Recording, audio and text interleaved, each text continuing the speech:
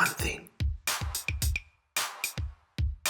What's one thing that you want people to know about your pain research? I'm a basic scientist, and so I study the cells and the molecules of the nervous system that produce signals that end up leading us to consciously perceive pain.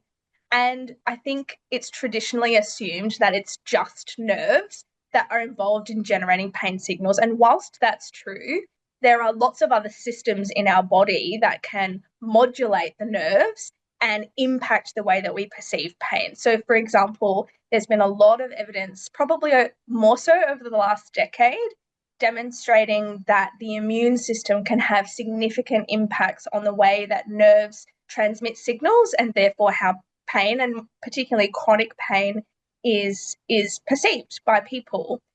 So whilst a lot of our treatments have traditionally tried to focus on modifying the nerves themselves, more recently, research has started to target or look at targeting these other systems that can modulate nerves. So the immune system, for example, and also the endocrine system. So there's a lot of movement in the space to look at other cells and factors that can impact pain, and then how we can modify that to reduce pain in our patients.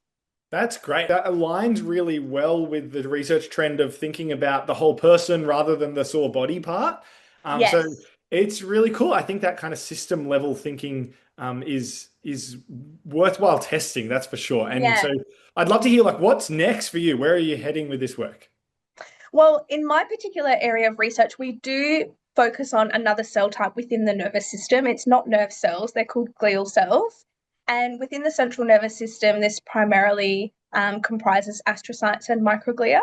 So I look at how these glial cell populations change, mostly in response to inflammatory conditions. And one of the areas that I focus on is endometriosis, which is a condition in females where lesions typically develop in the pelvis and lead to the development of chronic pain. But as you mentioned, Josh, this condition has now been considered more of a systematic condition. Yes, lesions develop in the pelvis, but ultimately the whole person becomes affected, and the symptoms start to become fatigue, migraine, whole body pain, and not even necessarily cyclic pain, but just chronic pain all the time. So it makes a lot of sense to now look at these other body systems that can impact the nervous system, and how they are modified in disease, and then how we can kind of downregulate their activity, for example, if that needs to happen,